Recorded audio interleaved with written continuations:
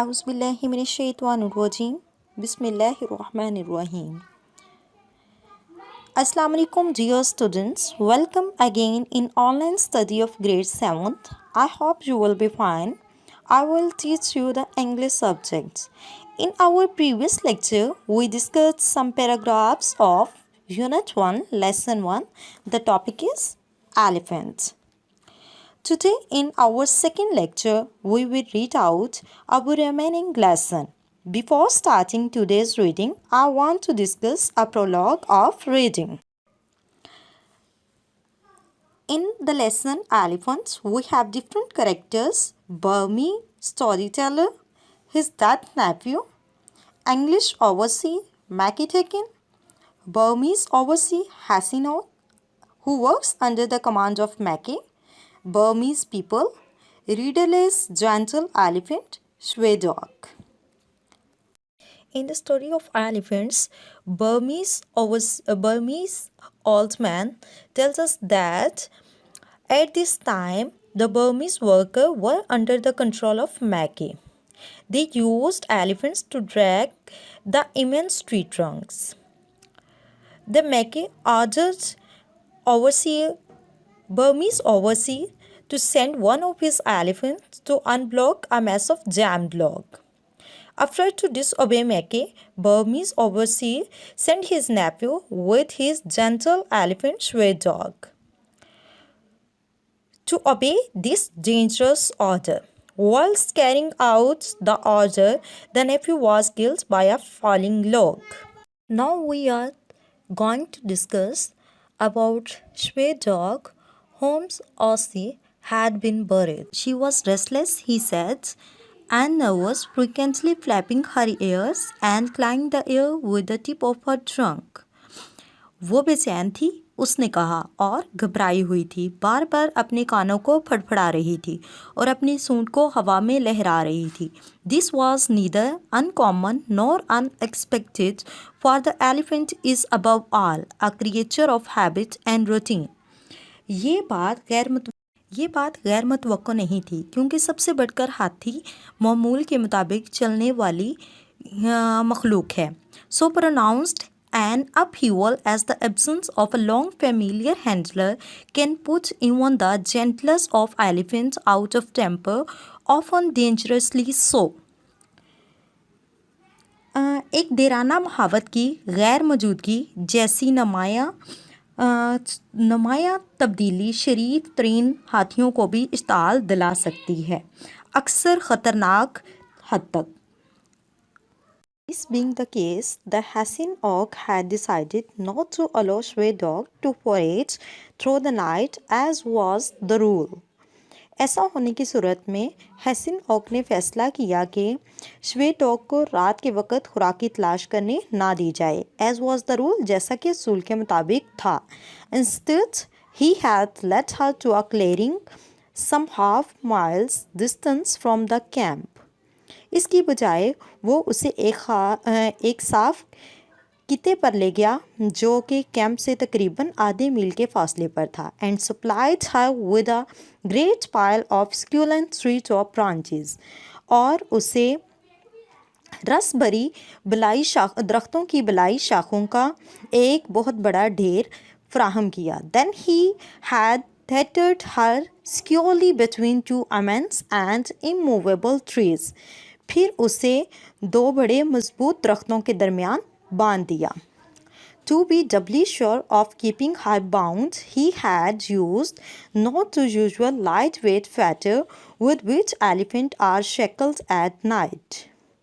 फिर उसने यकीन के साथ इस बंदिश को दुगना यकीनी बनाने के लिए उसने आम हल्की बेड़ियाँ इस्तेमाल नहीं की थी जिसके साथ हाथियों को रात के वक्त बांधा जाता है.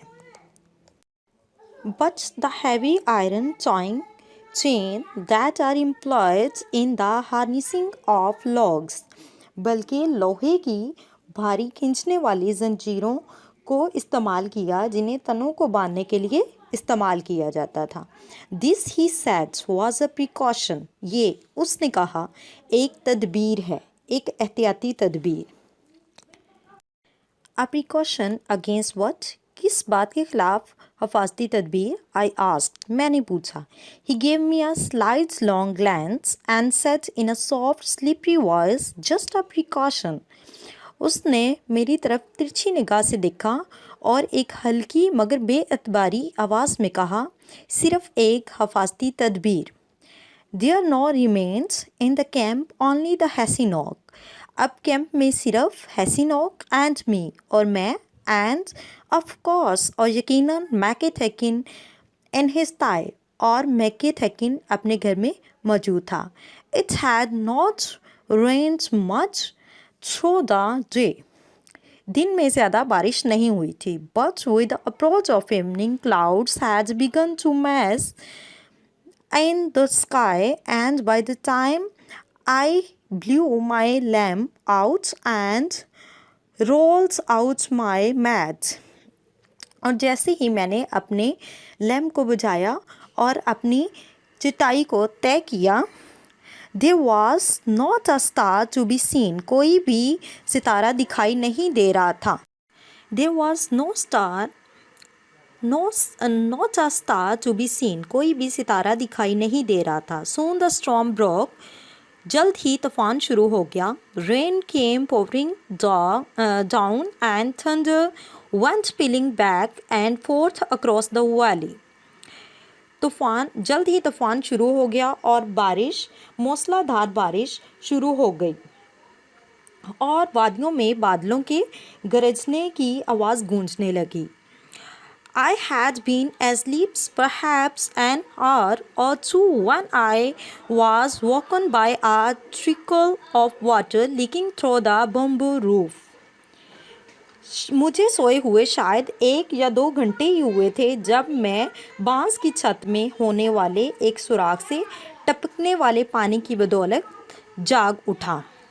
I was almost asleep again when through the chatter of the rain I heard a teeny fragile sound, a distant tinkling.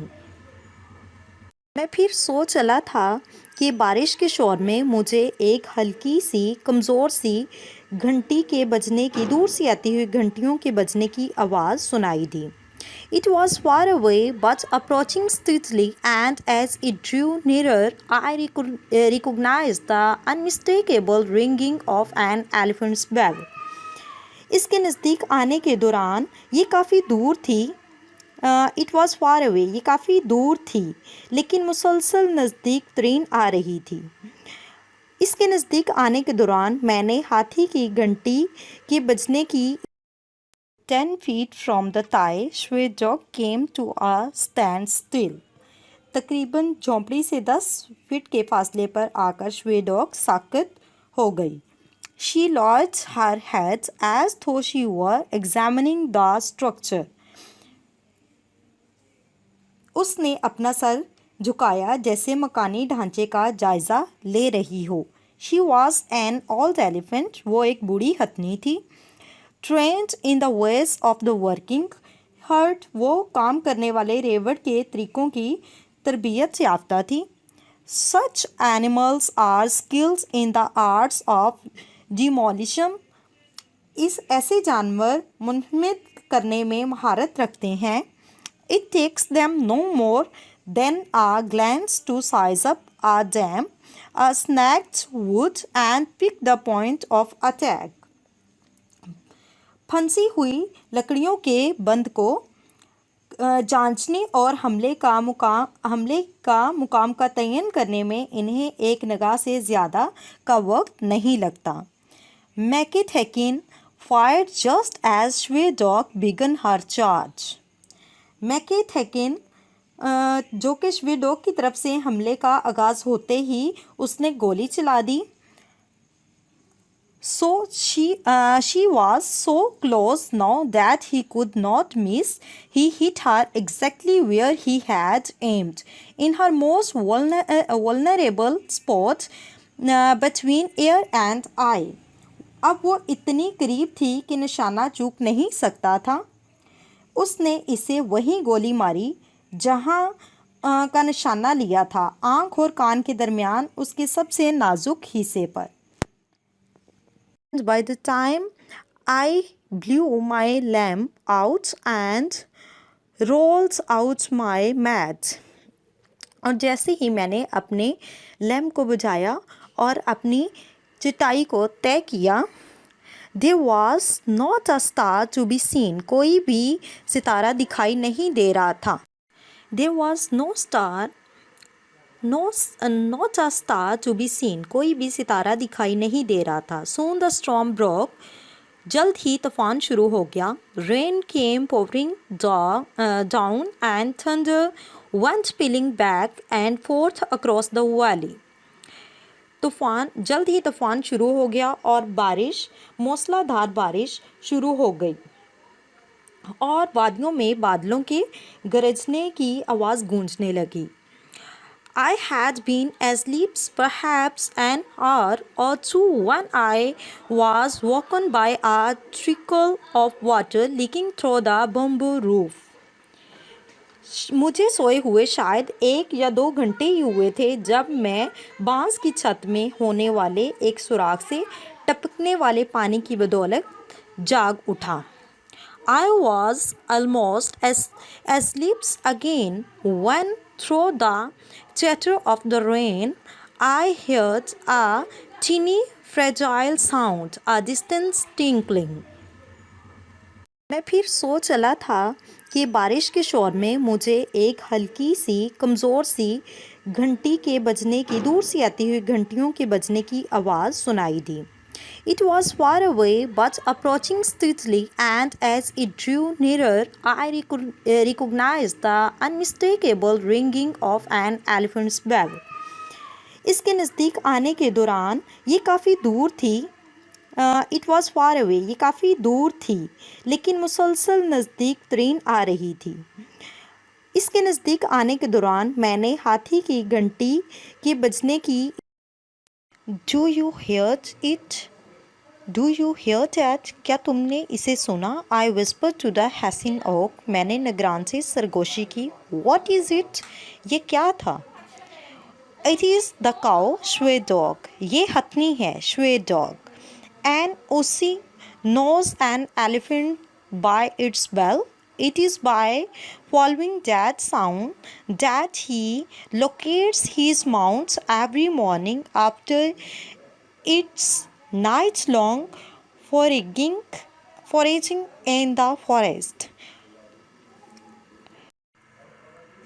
एक महावत हाथी को उसकी आवाज़ से पहचान लेता है. इसी आवाज़ का पीछा करके वो रात भर खुराक की तलाश में जंगल में घूमने वाली अपनी हथनी को हर सुबह ढूंढ निकालता है. परहैप्स, शायद. आई वंचर्ड, मैंने अंदाज़ा लगाया. श्वे dog was panicked by the storm, perhaps she managed to break loose off her fetters. श्वे डॉग रात से तूफान से घबरा गई, शायद वो अपनी बेड़ियां तड़ाने में कामयाब हो गई. If she had broken loose, the hessing ox said, the chain would still be dragging on her feet. अगर वो इसे तोड़ने में कामयाब हो चुकी होती, नगरान ने कहा, तो बेड़ियों की आवाज़ उसके पाँव के साथ सुनाई देती. He paused to listen. उसने सुनने के लिए खामोशी इख्तियार की या वो सुनने के लिए रुका. But I hear no chains, लेकिन मुझे किसी बेड़ियों की आवाज़ सुनाई नहीं दी. No, she has been freed by a human hand, उसे किसी इंसानी हाथ ने रहाई दिलाई है. But whose could that hand be, I asked, मैंने पूछा, मगर ये हाथ किसका हो सकता है?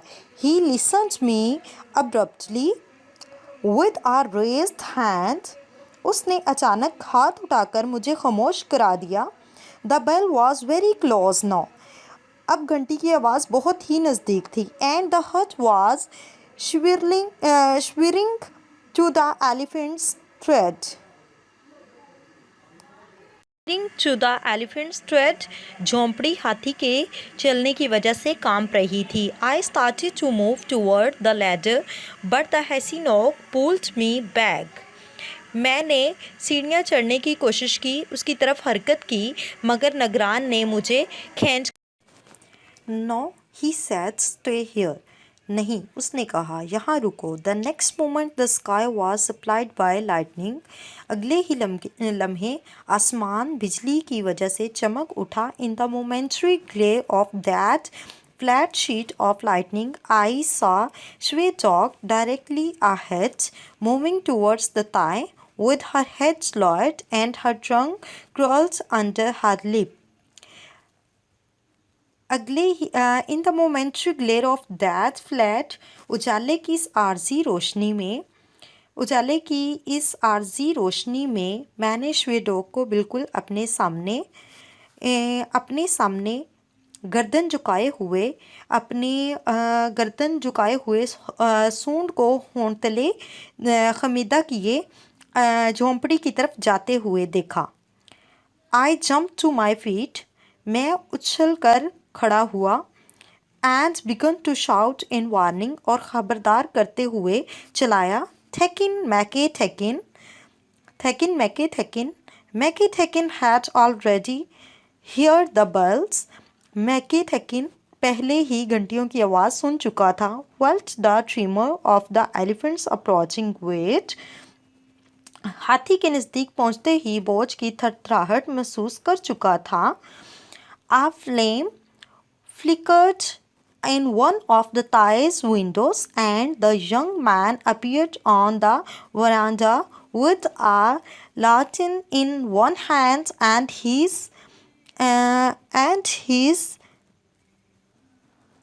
hunting rifle in the other.